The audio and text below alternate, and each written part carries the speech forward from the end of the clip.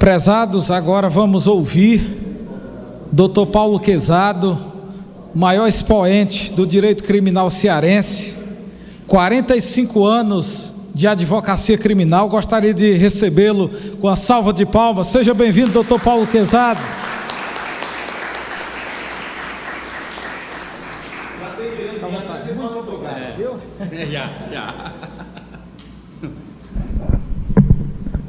Eu posso considerar-me que hoje é só emoção, e quero ao mesmo tempo louvar o trabalho do Talvani em, com a equipe, organizar todo esse seminário, basicamente um seminário nativo, como os pernambucanos fazem.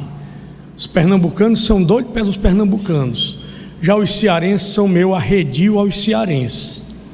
Gosta às vezes de gente da fola embolada, não considera muito o braxéfalo, chamado cabeça chata. Eu entrei aqui no seminário da Prainha com muita saudade. Eu cheguei aqui nos anos 70. Lembrei muito aqui de um cidadão chamado Léo Arlindo, que pouca gente sabe que é Dom Aloysio Loscheider, um jurista, relator do Código Canônico, de uma sapiência incrível e de uma humildade que não se concebia. Era pároco numa igreja mineira quando o Vaticano mandou recrutá-lo para que fosse professor de hermenêutica jurídica. Certa feita, eu conversava com Dom Aloysio e não estava na lembrança quem era Dom Aloysio. Li lá um texto e fiz a minha interpretação péssima e quis teimar com o Dom Aloysio, na expressão bem nordestina. Ele disse: Paulo, quando esse artigo foi redigido, a nossa relatoria, Dom Aloysio, me desculpe, o senhor relator do código, com toda a sua sapiência, e é um caboclo da aurora, contrariando tudo, é muita ousadia, desculpe-me. Ele começou a rir. Então foi uma grande lembrança quando eu entrei aqui nos umbrais do seminário da Prainha, um seminário que norteia toda a cultura do estado do Ceará. Se vocês quiserem observar, ao lado ali da igreja, da célebre igreja da Prainha, você encontra o mural de 1865, praticamente até hoje.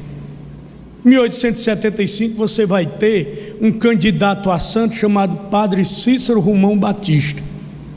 E nessa mesma turma havia dois que eram os mais aculturados da turma: José Marrocos e Clóvis Bevilacqua. E eu estou louco para encontrar aqui nos arquivos o ato que exclui os dois da formação teológica, porque eram filhos de padre. Ser filho de padre naquela época não era surpresa alguma.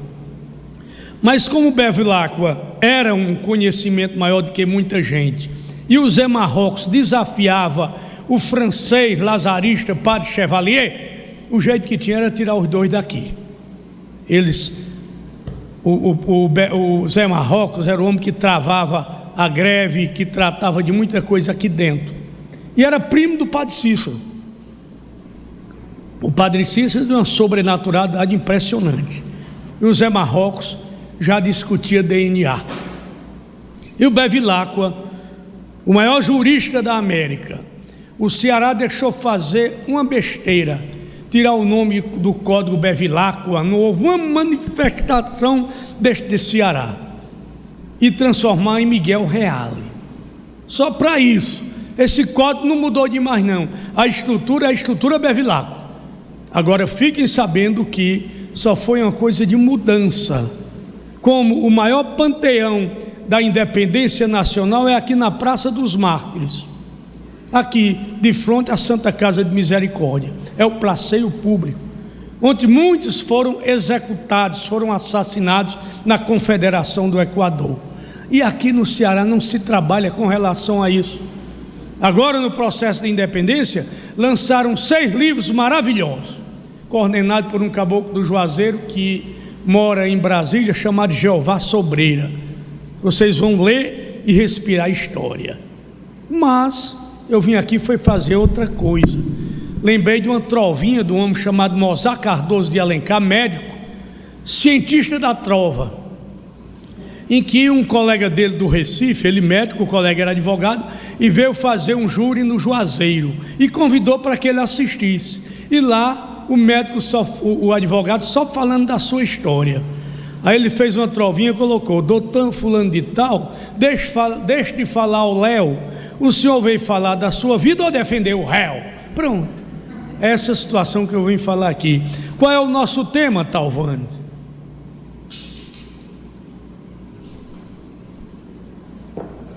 Hein? Qual é o nosso tema? Eu sei, rapaz, eu estou deixando a coisa em suspense. Primeira coisa que eu quero dizer a vocês é que a evangelização de amanhã, lida em toda a igreja católica do mundo, é do terceiro domingo da quaresma. Se é terceiro domingo da quaresma, o livro do Êxodo trata de Moisés levando a sua varinha com os anciãos para conseguir água para os seus patrícios que estavam revoltados, mesmo da libertação da escravidão. A segunda leitura é Paulo aos Romanos, dizendo que a rocha é também água. E o Evangelho de João resiste à samaritana, não querendo ser de algo ao Cristo que estava sedento. E no diálogo Cristo diz que é a água viva do mundo. Então estamos abrindo aqui a nossa conversa. A nossa conversa é sobre vitimologia. A nossa conversa é o júri e a vitimologia. O júri que tem como expoente um cearense chamado Olavo Oliveira. Eu fiquei decepcionado porque eu cheguei numa universidade e perguntei quem era Olavo Oliveira. E um aluno muito afoito disse: é o nome de um presídio. Pronto. Aí eu disse: pronto, eu estou certo. Era um dono no presídio mesmo, ele acertou pela metade. Mas Olavo Oliveira é um homem natural de Granja, um intelectual profundo, professor da Universidade Federal do Ceará de Direito Penal e naquele tempo chamava Judiciário Penal, Processo Penal, e escreveu um livro chamado Do Delito de Matar, que eu vou mandar esse livro para vocês no Zap. Esse livro foi reeditado pelo Tribunal de Justiça, revisto pelo meu saudoso amigo Jeová Lemos Cavalcante, e mandar também um livro que foi um discurso dele em 1946, quando em 37 Getúlio tirou, através do Francisco Campos, seu ministro da Justiça, o júri da sua soberania. Quando ele tirou o júri da sua soberania, ou seja, o tribunal podia reformar a decisão do júri com relação à condenação. O Olavo Oliveira, na Constituição de 46, como senador representando o Ceará, fez um discurso em defesa da permanência do júri na Constituição, com toda a sua formação, e gerou o júri na Terceira República. É outro livro que eu vou mandar para vocês, que vocês leiam e tenham uma noção da situação, porque o que falta hoje ao profissional, ao estudante do dia a dia, é a cultura, é o conhecimento. Não é uma formação só para um concurso, para um exercício da advocacia, é o conhecimento. Então, eu vou dar um toque para vocês sobre o papel da vítima. Até 1948, a vítima teve no século XVIII alguma coisa referente a um fundo para as vítimas, teve no Código Criminal do Império alguma situação sobre vítima, e daí em diante esquecido, no Brasil principalmente. Em 1948, um homem chamado Mendelssohn lançou as bases de uma ciência chamada vitimologia, o estudo da vítima para o direito penal. A vítima é esquecida, era frontalmente esquecida, não se falava em vítima, e isso fez a base para um estudo internacional, o estudo mundial da vítima. Esse judeu, num congresso em Israel, ele lançou as bases da vitimologia. E uma coisa importante, em 1973 é lançado no Brasil um livro que vocês podem apanhar. O nome do livro é Vítima, de um desembargador, de um magistrado chamado Moura Bittencourt, onde dá um bom trabalho a análise desse livro do Moura Bittencourt sobre vítima. E ele fala em todos os sentidos na vítima. Por exemplo, no tribunal do júri, onde é que está a vítima? Principalmente na legítima defesa. A legítima defesa, o papel mais frontal para uma possível absolução, para um excludente de ilicitude, para que o fato não seja ilícito, é a legítima defesa, a vítima na legítima defesa. Primeiro, linha com relação ao tribunal do júri. Segundo, o júri traz como também uma tese a chamada violenta emoção. Também, injusta provocação da vítima. Injusta provocação da vítima. E a vítima está inserido principalmente nessas duas situações, nos que diz respeito ao conceito de vítima. E você vai ter o que é chamada vítima provocadora. É aquela pessoa que vai para cima, que provoca. Às vezes ela pode ter até um desvio psiquiátrico, sendo vítima em tudo. Vocês já encontraram pessoas dessa maneira, com esse comportamento. Daí a ciência vitimologia a serviço do júri, para a absolvição e também para a condenação. O júri é o único ponto brasileiro que verdadeiramente tem a participação popular. E o direito penal é o único direito que é ciência, que envolve tudo que você possa imaginar: comportamento de vítima, comportamento de acusado. Hoje, essa coisa desse Instagram, desses grupos sociais, que está dando uma guerra tremenda, não está? Briga tremenda. Uma senhora já de alguma idade chegou lá no histórico contrariada, porque compartilhou um ataque a um cidadão, e o cidadão entrou com ação criminal e uma ação de perdas e danos.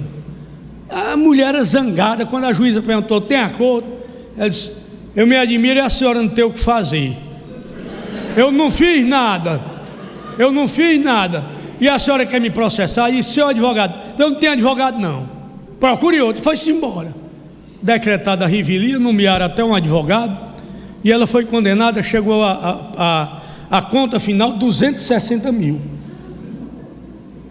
E me procurou. Eu disse: minha senhora, o que é que a senhora fez? O senhor está igual a juíza? Não, a senhora não podia ter feito um negócio desse. Mas eu não fiz nada. Foi uma sem vergonha de uma filha minha, que disse: mãe, bate isso aqui para passar para uns parentes nossos. E eu passei. Olha que situação. E tudo isso oriundo de quê? Das chamadas redes sociais. É um perigo. Eu peço logo aos clientes: pelo amor de Deus, saia disso. Não se defendam nem ataque. Deixe correr, deixe de fofoca. Nós somos muito afeitos a fuxico. Eu tenho fuxico até quando dizia que a moça não era mais moça. Vocês não alcançaram isso, tudo a gente nova. Num bairro aqui em Fortaleza, a fofoca toda disse: filha de fulano não é mais moça. Lá ela me procurou, eu no início de carreira, muito reservado. E o que é que a senhora quer? Se eu quero provar que ela é moça. Minha senhora, só prova com um exame ginecológico, exame médico legal, e pode dar complicação. Se eu não confiar na minha filha, eu confio em quem? Ela disse que está tudo zerado, tá. Então, Instituto Médico Legal, naquele tempo era IML, não é PFOS. Mas registramos o fato. Não era, naquela época também não era boletim de ocorrência, era uma queixa. Feita a queixa, dizendo que fulano havia dito que a filha da senhora fulana não era mais moça. Era uma moça já de 25 anos, travada no mundo, andou no Rio de Janeiro e tinha muita fé. Mandou fazer. Aí eu vou buscar o exame, olho direitinho, minha vista já era curta, eu já nasci deficiente visual. Botei minha lupa, mandei chamar a mãe. Naquele tempo era telefone fixo. O negócio deu bom? Não, minha senhora, eu quero conversar com a senhora, não vou dizer nada. Não tinha escuta nem nada, mas não vou dizer nada. Minha senhora, aqui está muito ruim. a cicatrização está de muito tempo e a coisa é difícil a senhora com isso provar alguma coisa. Ela disse: eu não disse que esse negócio público não prestava, eu vou procurar um doutor particular, que eu ainda confio na minha filha. E desapareceu do ar. Pegou o exame, eu não sei o que é que ela fez. Olha que coisa. Então tudo isso é questão cultural. Hoje não tem mais nada disso, não é? Eu ainda acompanhei sedução, seduzir mulher virgem mediante justificável confiança, prometendo casamento. Olha que coisa. Era sedução, defloramento. Acabou-se, foi abolida a sedução. E eu ainda assisti muitas audiências, participei de muitas audiências de sedução, que era um filme erótico. O juiz arrupiado, o escrivão, o promotor, o advogado de defesa, a menina e o rapaz. Se casasse, estava tudo resolvido, extinta a pena. Se não casasse, adeus. Eu lembro da minha terra, eu fui acompanhar um desses casos. O pai da mocinha seduzida havia sido do grupo de Lampião, depois sentou praça na polícia, andava com rifle, virou sargento, andava com rifle na lua da cela, óculos escuros, cartucheira, não vou dar o nome dele. Era muito meu amigo um pouco ignorante, e soube que a sua filha de criação, havia sido seduzida. Havia um promotor na cidade e o promotor chamou as partes, mandou fazer o exame médico, a coisa deu a sedução, o defloramento, e o promotor propôs casamento. E, o artigo 217, o artigo tal, diz que você sofre processo, você não vai preso, dá sucício, você é primado, tem bons antecedentes, mas seu nome fica ruim, fica sujo, é melhor que você case. Caso não, o homem era arrochado. Caso não, mas rapaz, você não vai casar? Caso não. Muito bem. Seu Osório, que é o pai da menor não podia falar, era menor de 18. O que é que o senhor diz? Ele disse: meu artigo é o 88. Seu Osório, eu não conheço esse seu artigo não. Que artigo é esse? 238 e uma 12. Onde esse cabra se meteu, mata. Ele tem uns parentes em São Paulo, tem no Mato Grosso. Aí o promotor: o senhor está aqui ameaçando? Estou. Sim senhor, pode botar no papel. O senhor sabe que o senhor pode ser preso? Sei senhor, mas um dia eu saio. Você já pensou uma situação dessa? Aí o rapazinho de lado, hoje é até avô, meu compadre, o rapazinho de lado, aí ele disse: seu fulano. Eu disse: o nome do seu Osório é fictício, viu? O nome dele é até outro. Seu fulano, o que é que o senhor diz agora? Disse: doutor, pelo artigo do senhor não casava não, mas pelo do seu Osório pode botar os papéis. Casaram, hoje ele é avô e vive feliz. Olha que lindo, né? Sem coação, viu? Por livre e espontânea vontade. Por livre e espontânea vontade. Então, gente, descontraindo essa coisa, a gente vai para a vitimologia. A vitimologia evoluiu muito, principalmente da Lei Maria da Penha. E o senhor é testemunho da Lei da Maria da Penha? Sou. Por quê? Porque eu fui o defensor do marido da Maria da Penha. O processo demorou muito. A Maria da Penha sempre foi uma mulher muito forte, e ela representou a Organização dos Estados Americanos, ONU, e veio uma lei tremenda, que é essa Lei Maria da Penha. Não tem ainda, vai daqui um dia preciso, a Lei Zé da Penha. Então a Lei Maria da Penha é uma lei pesada. E como eu sou criador de uma teoria chamada teoria tropicalista do direito, teoria tropicalista do direito, o que é? É a lei que vem do Brasil e pega para a população. A Maria da Penha pegou tanto que já tem um presídio com algumas alas, algumas convivências só para a Lei Maria da Penha. Olha que situação. Eu às vezes cedinho no escritório, recebo o cidadão, ele com papel na mão, eu digo: rapaz, eu não leio direito. Leia. Aí para mim ele diz: podendo ser decretada a sua prisão preventiva. Aí o cara espantado: doutor, pode acontecer? Se está dizendo no papel, meu amigo, quem sou eu? Quem está dizendo é o juiz. E é a única coisa hoje que mete medo em homem. Não pode mais nem falar em cesta básica, porque quando a lei veio bem levezinha, sem uma evolução legislativa, você chegava no acordo de alguma cesta básica, E o sem vergonha chegava em casa e dizia a mulher o quê? Mulher, tu não vale uma cesta básica. Olha, então a vítima cresceu muito. E eu digo sempre, o grande símbolo do crescimento da vítima é o quê? A Lei Maria da Penha. Eu ainda tive a oportunidade de defender acusados de crimes passionais por legítima defesa da honra. Quem é que tem coragem hoje, com toda sorte de chifre que haja no mundo, de chegar num tribunal do júri e falar em legítima defesa da honra? Alguém de vocês tem coragem de fazer isso? Hein? Tem não. Eu fico desmoralizado, pois eu cheguei ainda a fazer legítima defesa da honra no início dos anos 80. Foi passando. Pode procurar, é porque nesses trabalhos que vocês fazem no fim de curso, podiam fazer uma avaliação, a evolução da Lei Maria da Penha no contexto dos crimes passionais.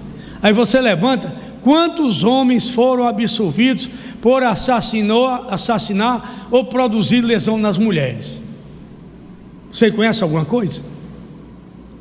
Eu fui um rapaz chamado lá no juizado da mulher, e ele chegou meio impressionado. Era um homem metido arricuçado, e a mulher estava atrás de uma pensão, a pensão estava muito gorda, grande, atraso, ele apaixonado. O diabo é... Eu vou colocar para vocês depois aquela letra Evidências do Zé Augusto e do Paulo Branco, que o Roberto Carlos interpretou agora, que mata qualquer um, não é? Evidência. Prepara aí, mestre, para a gente colocar quando terminar aqui. Quando eu falo, é um negócio fantástico. Mata qualquer um, qualquer cidadão, como Tortura de Amor com Valdir Soriano, cantado pela Maria Creus. É outro que mata também. Eu estudo essas paixões e também as tenho. Então, gente, vocês façam um trabalho com essa natureza, como estudante, como profissional, uma coisa prática, porque faz tanta coisa que eu dizia: olha, o professor passou um trabalho para fazer. Professor, não dá para fazer esse trabalho porque o senhor vai dar nota baixa aos autores. Como? Eu não tenho condição, nesse quarto, quinto ano de direito, fazer um trabalho com essa natureza. Deixa que eu faça esse trabalho com casquinó, do jeito que eu estou pensando, porque eu vou ter que copiar de um, de outro. Eu faço uma coxa de retalhos, e o senhor vai dar nota baixa ao jurista, não é a mim. Então, dê a liberdade para que se pense.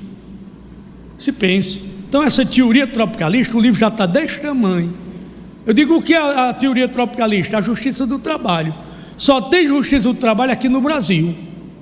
Aí você vai, é porque o Brasil é diferente. Não é não, é porque o Brasil foi o último país na América a abolir os escravos. E quem foi que disse isso a Getúlio Vargas? Joaquim Pimenta, um caboclo do Tauá. Quando ele estava pensando em editar a consolidação das leis, ele disse: presidente, vamos criar a justiça do trabalho. Por quê? Tem em algum canto do mundo? Tem não, mas tem aqui. Porque nós temos uma besteira, uma ignorância, dizer, só no Brasil. Homem, vocês deviam andar no mundo para saber o que é o mundo, que aqui é terra boa. Um amigo meu foi agora visitar o Egito, chegou ontem morrendo de fome, comida ruim como o diabo.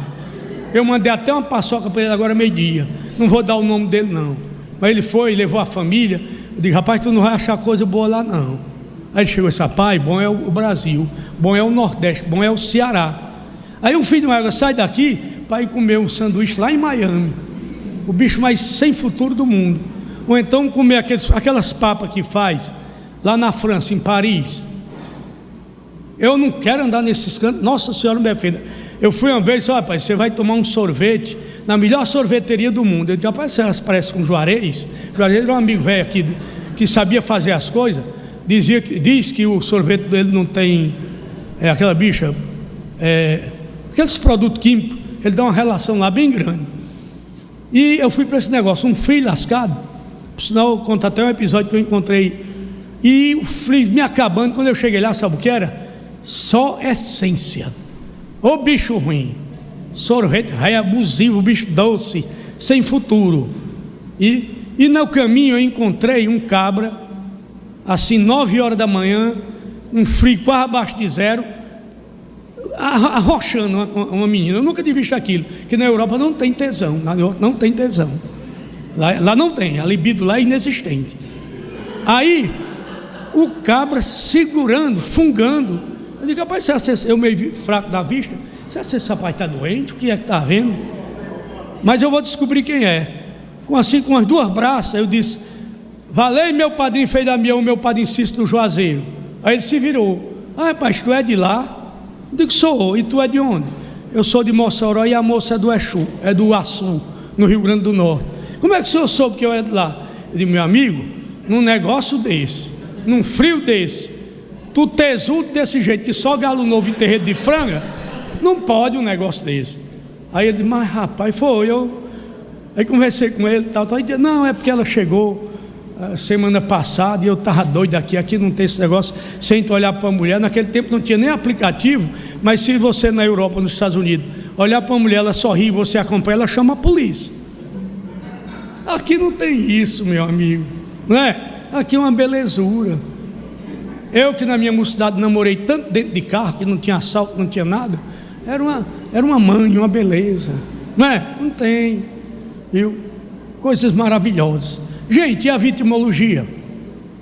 Papel da vítima. Sabe o que é que está faltando para a vítima no Brasil? Um fundo de reserva para prestacionar a vítima. Sofre um assalto. Normalmente a classe social em geral é miserável. Por que é que o Estado não indeniza a vítima? Ele que não dá conta da segurança pela Constituição. Então um fundo para a vítima. Não tem um fundo eleitoral para entregar dinheiro aí à malandragem? Não tem? 5 bilhões, não sei quanto, não tem isso? Para que aquele fundo eleitoral? Então um fundo para indenizar as vítimas, dentro da teoria básica da vitimologia. Um fundo que possa indenizar as vítimas, não tem outra coisa. Vocês querem alguns exemplos práticos da vitimologia? Lá no Juazeiro apareceu um caba vendendo uma máquina de fazer dinheiro. Vocês não conheceram isso? Chamava-se Viola. Era uma máquina que fazia dinheiro. Você botar a cédula de 100, de 50, são as duas maiores. Melhor fazer a de 100. Uma máquina muito bonita, organizada. Ele vendia a máquina. Primeiro trocava dinheiro ruim por bom. Eu vou dar 1 milhão em nota falsa e você me dá 100 mil reais.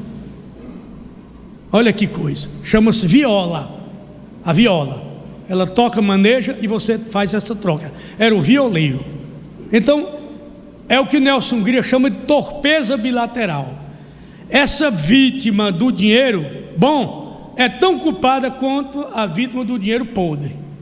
Torpeza bilateral, olha o nome como é bonito. Os dois motivos são torpes. Um que queria o dinheiro, o outro estava vendendo o dinheiro falso. E essa senhora lá do Juazeiro se interessou por essa máquina. O vendedor da máquina, ele é muito astucioso. Minha senhora não pode, porque essa máquina eu estou trazendo para 3 homens ricos aqui do Juazeiro, só uma. E quanto custa a máquina? Em moeda de hoje, custa 300 mil reais. Seu fulano, eu não tenho esse dinheiro hoje, mas vou fazer o dinheiro, traga uma para mim. A mulher fez o dinheiro, ele sumiu com a máquina e ela ficou telefonando. Esse tempo não havia ainda celular, o celular de 93, 94, 1993, 94. Ele volta no Juazeiro com a máquina. A mulher paga, mas antes ele experimentou a máquina. Olha, eu vou tirar dinheiro aqui, a senhora vai no Banco do Brasil, no Bradesco, saber se o banco aceita. E aceitou bem direitinho. Aí foi que a mulher ficou gananciosa. Muito bem. A mulher ficou gananciosa, sabe? Ele disse, agora minha senhora, essa máquina ela só pode ser movimentada de manhã bem cedo. Eu tenho uma namorada aqui no Juazeiro, vou jantar com ela, e amanhã de manhã eu venho aqui. Agora a senhora só pode trabalhar, o Juazeiro é muito quente, a senhora só pode trabalhar de madrugada. A mulher nem dormiu. Quando foi 3, 4 da manhã começou a trabalhar, e a máquina enganchou, só soltou 10 notas. Já queria pegar fogo. Não pegava, não ajeitava.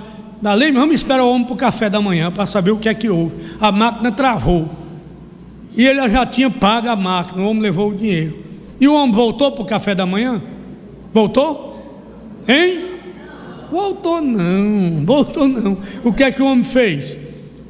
Foi embora. E ela não teve que fazer, pegou a máquina, botou dentro do carro, botou na cabeça e entregou ao delegado. Ela foi autuada Por quê? Por instrumento de fabricação de moeda. A sorte é que o instrumento não fabricava, o crime seria impossível, e as notas que soltavam eram legítimas. Então aí é onde você vê que a vítima é tão culpada quanto o acusado. E num processo desse, é preciso que exista o que foi enganado, o que teve o prejuízo, e o que vendeu, mas o que teve o prejuízo tem que ter um homem de condenado, uma relativa boa-fé. Essa é a chamada vítima culpada, é a vítima culpada. Aí você vai encontrar na literatura a vítima provocadora. Eu tive um caso da vítima provocadora, que o culpado foi o Alípio Martins. Você ouviu falar nesse cantor já? Não? Hein? Cadê a cultura de vocês? Já? Lá vai ele com a cabeça enfeitada, sem saber que sua amada o traiu com outro alguém. Essa letra tocou que o Alípio Martins conseguiu comprar um apartamento belíssimo na beira-mar. Morreu novo ainda o Alípio Martins, morava no meio da burguesia. E no Conjunto Ceará, desculpa as pessoas do Conjunto Ceará, que eu amo muito o Conjunto Ceará, tinha um rapaz que toda vida que o caba saía para trabalhar, ele botava a radiola para funcionar. Lá vai ele. Na 10ª vez o caba perdeu a paciência e matou o desafeto à faca. Eu tratei de quê? Da contribuição da vítima para o delito. Esse negócio de corno dá um prejuízo medonho. Eu tratei da questão da vítima provocadora, não é? Cabia trabalhar cansado em casa, deixava a bela amada em casa, e o cabo botar uma letra dessa, saía no juízo ou não saía? Hein? Saía. Olha que situação. Essa é a chamada vítima provocadora. Vítima provocadora. E eu arguí o quê? Uma violenta emoção após injusta provocação da vítima. O conceito sempre aceitou, porque pode aceitar. O júri tem a liberdade, e eu, como defensor, eu tenho a plenitude da defesa. Toda defesa cabe. Eu estava num tribunal também aqui, e um rapaz foi morto que arrancou a cabeça de um papagaio. Vocês conhecem o papagaio, né? Louro, papagaio, falador. Quando ele arrancou a cabeça do papagaio, ele levou uma facada. E o papagaio é uma ave, eu chamo ave, é um pássaro, é uma ave de estimação. E aquilo a vítima provocou esse fato. É uma vítima excessivamente provocadora. Você pode achar que o motivo é fútil, mas o papagaio tinha 20 anos de amor, de sentimento, falava o nome, sabe? É perigoso papagaio, arara, até para repetir, porque ele repete. Quando o cara vem cheio, ele diz o nome feio com você.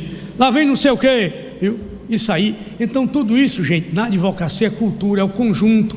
Não pode ser importante demais, não pode falar difícil demais, não pode citar o todo o fim do mundo, que não vale nada. Um dia uma moça perguntou: Paulo Quezado, e o Kelsen? Eu digo: eu li, não me interessei por ele não. Por quê? Porque ele é um austríaco, é judeu, é excelentemente judeu, importante, não tenho nada contra, sou judeu também. E o Kelsen morreu nos Estados Unidos de fome. Por quê? Porque a teoria dele não alimentava muita gente, e não serve para a gente aqui não, do dia a dia do Fórum Cláudio Bevilacqua. Essa é a linha. Então você tem que ler, tem que estudar, tem que pensar, e tem que ter uma praticidade no que for fazer, uma situação prática das coisas. Não deixe de ter essa linha não. Outra coisa, não pode ser importância, exibido, não dá certo de jeito nenhum não. Você recebeu um cliente todo pedante, tudo é demais, penteado demais, importante demais, o carro é o maior, o relógio é o maior. Um dia desse eu até desmoralizei ele chegou só mostrando um relógio. Eu perguntei: foi da Galeria Pajé? Aí ele ficou assim olhando para mim: Galeria Pajé, me respeite, isso é um Rolex de 80 conto. Eu digo: eu não sabia, meu filho, porque lá eu comprei de 20, a última vez que eu fui, sabe? É um bichão grandão assim. Aí o cara sentiu logo o negócio que eu, sabe? Mas importante demais. A gente tem encontrando gente importante nesse Brasil, que não tem jeito, gente exibido na alimentação, de ir para um restaurante. Não, meu filho, vamos comer lá no Bigode, ali na Secretaria de agricultura, o Bigode tem uma comida nordestina boa, sabe? Um sarrabui bom, uma rabada boa, uma fuçura, não é? Uma mão de vaca, uma panelada, um sarapatel. O caba come que tem substância. Um dia desse, uma moça que trabalha comigo foi fazer um júri. Quando foi de madrugada, a moça dando agonia. Eu disse: que foi que houve, minha santa? O que é que está vendo contigo que tu está assim amarelada? É porque eu sou vegana.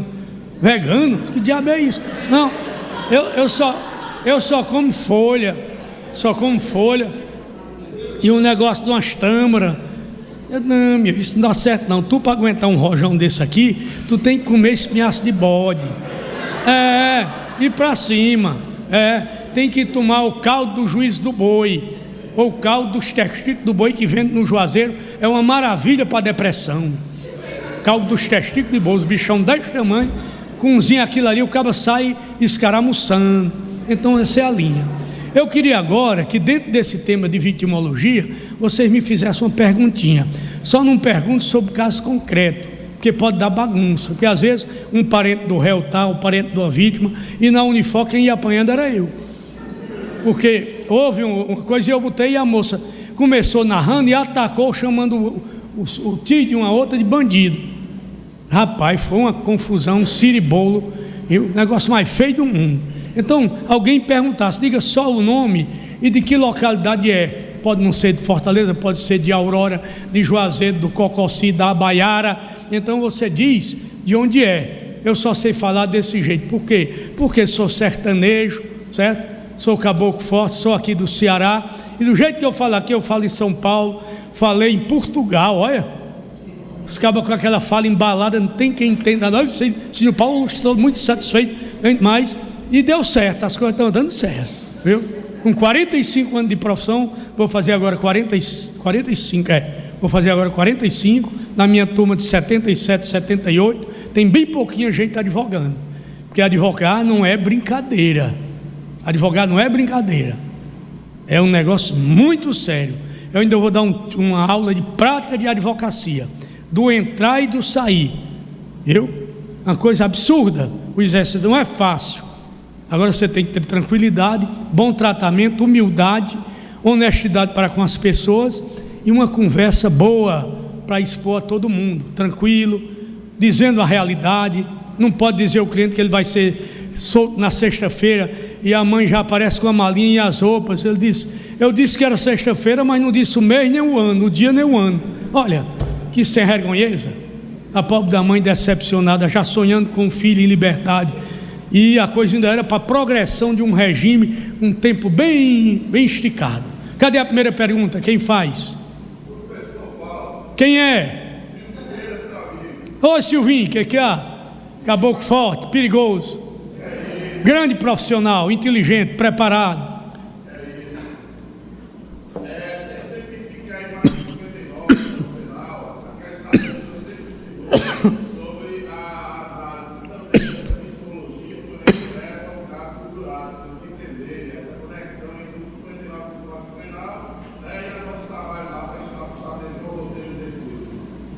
Eu não combinei, Silvio, mas você fez a pergunta melhor do mundo. É onde está contido a vítima do processo penal no direito penal. O 59, ele é básico para a dosimetria. E está inserido o papel da vítima no delito. Papel da vítima no delito. Mas, em regra, Silvio, a gente não leva muito em consideração. Não leva. Porque há uma espécie de esquecer a vítima. Há uma espécie de esquecer a vítima, concentrar tudo no acusado. O promotor ataca, acusa, pesado. E nós advogados, nós temos um chamado respeito pelos mortos. Aqui ali eu tenho que diminuir esse respeito e dizer qual foi o papel da vítima no delito. Tanto serve para a posição do júri, para a definição do júri, de qualificadores e tudo, como para a dosimetria. Muito bem, Silvio, obrigado, amigo. Fiquei satisfeito, colega amigo, de muito tempo. Vamos lá, gente. Doutor Paulo, sim. De Belém. Tive um grande amigo lá em Belém chamado Paulo Clautal. Grande profissional. Perfeitamente, e sou muito amigo do Américo Leal. Trabalhei com ele 11 anos. Ô, rapaz, aquele que me assombrou com a barba, sabe? Mas foi muito bom o debate. Eu queria fazer uma pergunta, usada na sua experiência de muitos lustres de advocacia, e hoje mais do que nunca se comenta sobre as prerrogativas do advogado. E é comum, às vezes, pelas mídias, às vezes o entrelaço de juiz, advogado, promotor, advogado, delegado de polícia, advogado. Como deve se comportar um advogado perante uma autoridade pública? Na sua visão, na sua... Eu fui 6 anos aqui, em 2 milênios eu fui presidente da OAB. 2 milênios, até agora só eu. De 98 a 2004. E me deparei com muita coisa, eu já tinha essa vivência, essa experiência. O que é que ocorre? A faculdade, em regra, ela não tem um laboratório para exercício profissional de advogado. A faculdade não forma advogado. A faculdade faz uma grade curricular e a única coisa que tem pontuando é a prática da advocacia, mas é aquela prática com formulário. Eu não tenho nada contra costureiro, não é contra partitura, nada, mas na advocacia não tem isso, você tem momentos. Então você teria que dar um treinamento psicológico na psicologia judiciária, você tem que dar um treinamento como o advogado deve entrar e sair na sala de audiência, como o advogado deve chegar numa delegacia. E eu avisto tudo isso. Eu tenho um colega que ele é tão tinhoso e experimentado na advocacia que ele chega a perguntar ao juiz qual é a posição dele diante daquela petição. Como? Ele entrou, ele deu entrada a uma petição. O juiz disse: aqui não é revogação, é um relaxamento. Aí ficou pensando: isso eu tenho razão, mas se eu for debater, nós já estamos numa quinta-feira, isso volta ao Ministério Público, eu vou corrigir. Chegou: doutor, se eu corrigir dentro do seu pensamento que é o correto, o senhor aceita? Se aceito. Pronto, estava resolvido. Então ele teve o sentido de resolver as situações. Eu, quando saio de casa, não é que eu tiro o coração, o pulmão, o fígado, não. Eu não saio empalhado, eu saio com todos os sentimentos. Mas quando eu observo, que eu conheço aqui, por exemplo, de onde eu estou, eu conheço advogado, desembargador, promotor, juiz, eu sei relativamente o comportamento deles. E uma vez eu cheguei no tribunal, um desembargador que já tinha mais de 20 anos, tratava com ele amistosamente, e o habeas corpus estava 2-0 pró-concessão da ordem, e ele pediu vista. E eu caí na besteira de pedir, porque ele votasse contra. Eu estava louco que resolvesse, por muitas coisas, até para resolver eu receber meu pedacinho também, que eu não sou hipócrita. Não era? Estava doido para soltar o homem também. Aí eu disse: está perto, hein, meu filho, de terminar? 10 minutos. Quanto? 10 minutos. Só? Aqui eu passava a noite com essa turma. Prepara a evidência.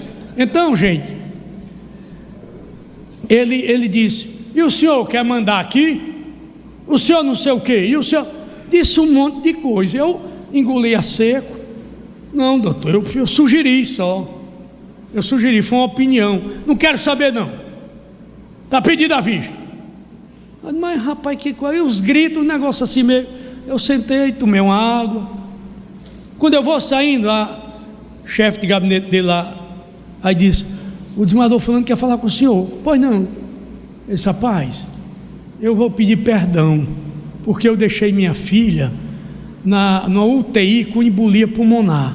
Olha, então meu colega paraense da Vetusta Castanhal, criada por cearense pelo coronel João Leal, né? Lá pelo novo repartimento, que eu andei 300, 400 quilômetros sem ver uma casa, sem ver nada, vendo aqui, acolá um índio, e veio muita coisa, uma raposa, uma oncinha. Eu gosto muito do Pará, onde tem muito cearense ali no Tapajós, no Santarém, na Itaituba, né? Como tem, Ave Maria. E o que eu digo a você, depende de cada um. Agora a OAB é responsável para um treinamento com tudo isso. Não é só iniciação à advocacia, não. É a arte de advogar. Porque nada mais difícil do que a advocacia. Eu venho dizendo isso hoje, mas vem há muito tempo.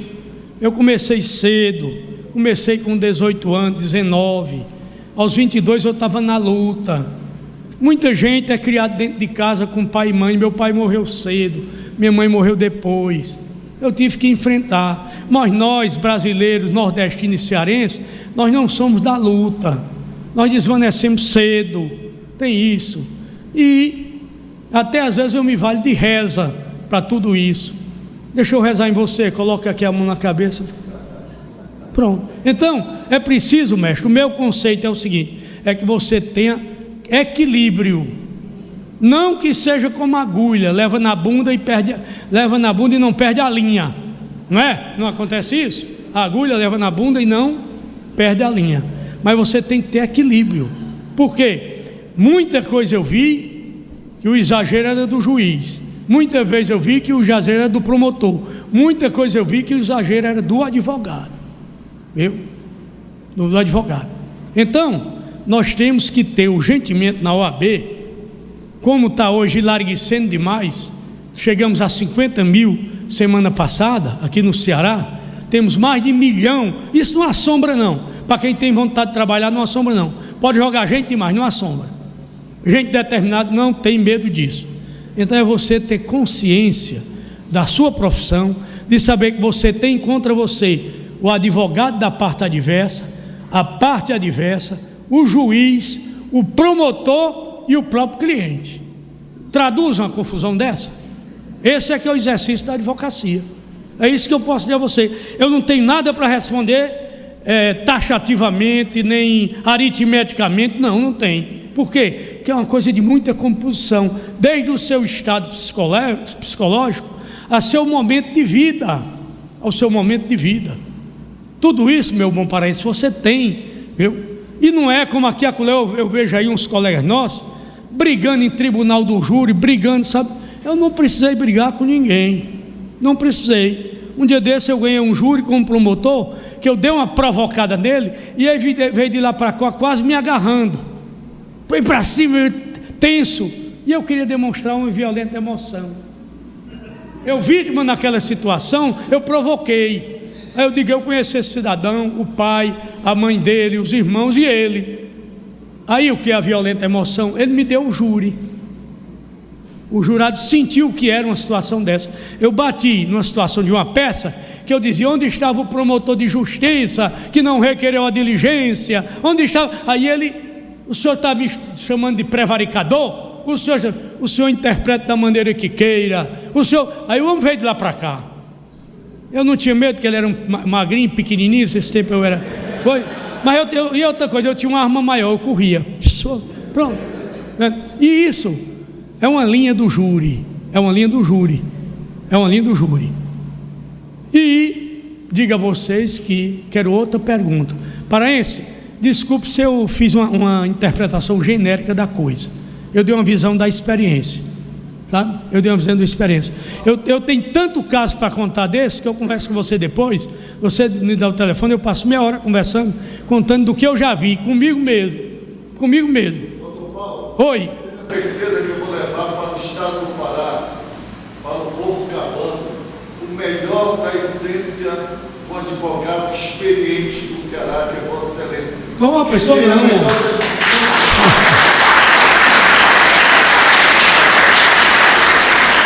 O senhor tem a virtude da humildade, e a melhor das virtudes é a generosidade. Quando agora há pouco o senhor falou só 10 minutos, pois o senhor tem a generosidade de trazer. Não, porque eu estou achando tão bom aqui.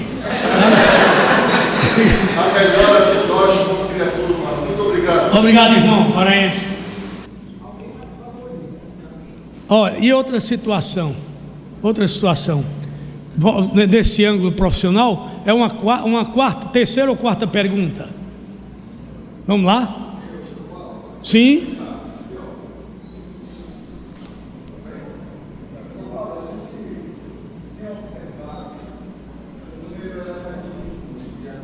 Fale mais alto, porque eu morei vizinho ao aeroporto durante 10 anos.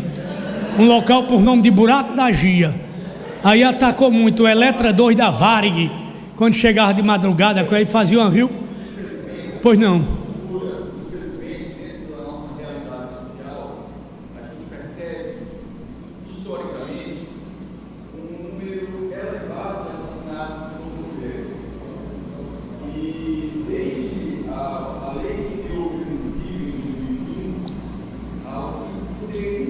imaginar uma redução do número desse vinho dominante, a gente tem percebido que tem aumentado ainda mais o número de infrações, o número de violações à questão dos direitos humanos. A sua produção, a sua rica experiência na advocacia, como é que o senhor vê esse tema?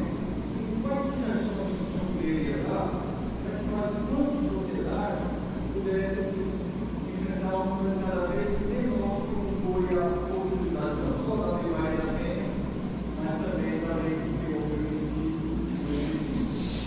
Muito bem debatida. A questão brasileira não é só de lei, porque nós temos uma Constituição que tem 135 emendas. Não resolve muita coisa, o que resolve é a prática.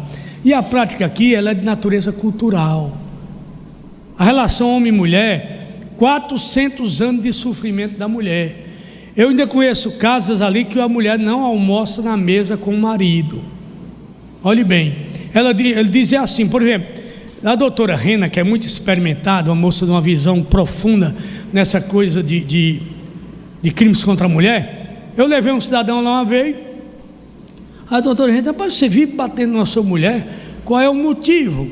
Eu disse, talvez ela mereça. Isso é resposta, talvez ela mereça. Olha a situação. Outro disse assim, quando essa mulher veio para minhas mãos, como que fosse um animal. Então a cultura é muito ruim de homem e mulher, e nós ficamos com toda coisa ruim da relação conjugal elitista, do casamento inventado, do casamento à força, polícia, justiça, não é? O casamento obrigatório, tinha que casar, bulinou, casou, a lei era essa. É tanto que tinha um médico aqui, que quando ia examinar mesmo, você gosta do seu namorado? Gosto não, senhor. Aí ele colocava ímã íntegro, para não casar. Você gosta, quer casar? Quero. Aí ele rompia o ímã. Olha que situação. Então a questão é cultural, mestre, é cultural. Você vê as músicas, nós temos uma sofrência brasileira, que é o maior índice de ouvintes, é o que tem. Eu tenho um amigo chamado Silvino Neves, que eu chamo Silvino Brega, que o Silvino tem uma audiência, ele era forrozeiro, virou brega porque a audiência é grande demais. Você pega Genival Santos, eu te peguei no Fraga, você pega de novo Valdir Soriano, que é o nosso Frank Sinatra, é terrível o Valdir. Você tem um do norte, que é o Abílio Farias, que é amazonense, é outra coisa braba, né? Tem uma série de bregueiros, que todos eles são no campo da traição, da mulher que vai embora, do coração partido, tudo isso, do homem que não se conforma, que o homem apaixonado é mais perdido, é cultural, é mais perdido o homem apaixonado. O homem vê a mulher beijando a boca de outro, tudo isso é conteúdo que nós de uma hora para outra queremos limpar com o quê? Com a lei. Ora, se a Constituição não equilibra, como é que uma lei vai equilibrar? A lei pode dar mais força, por quê? Porque os casos não eram denunciados. A Maria da Penha teve esse papel. Eu indico a Maria da Penha para o Prêmio Nobel da Paz. Por quê? Porque não tinha lei que segurasse. Era a Penha e depois era a cicatrização das feridas. E às vezes terminava por necessidade, voltando aos braços do amado. Olha aqui, amado, está vendo? Então a mulher se libertou mais. Hoje eu fiquei impressionado com o depoimento da Fernanda Paíba, que é a presidente do maior fundo brasileiro, que é o Fundo de Educação. Ela pela manhã, uma cearense, deu uma entrevista belíssima. O Ministério da Educação, hoje da Educação é todo cearense, e eu estou torcendo por esse ministério, por Camilo, por Isoldo e pela Fernanda. Olha que coisa. Então hoje essa questão ainda é cultural. A lei ajuda, mas a lei também vai expor o que a gente não via antes. Sempre houve feminicídio em alto grau, sempre houve agressão à mulher em alto grau. Agora nós temos estatística. Aí você pensa que a lei aumentou, mas não é. A questão é cultural, ela controla e vai com o tempo, com a formação educacional, com a educação melhorando. Não é que alguém que tem um curso maior, que seja doutor, não tem isso, porque o Euclides da Cunha foi atirar na mulher e morreu. O filho dele foi matar o amante da mãe, morreu. E quando ele foi fazer a pesquisa, quem tiver o livro da Ana de Assis, sobre o assassinato do Euclides da Cunha, vai ver que quando o Euclides da Cunha vem do Purus, onde ele foi fazer as pesquisas dele, já tinha vindo dos sertões.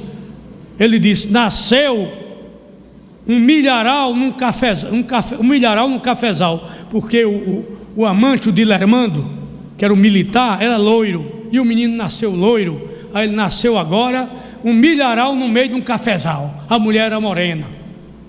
E o alto, grande intelectual Euclides da Cunha teve uma explosão por ver sua amada nos braços de outrem.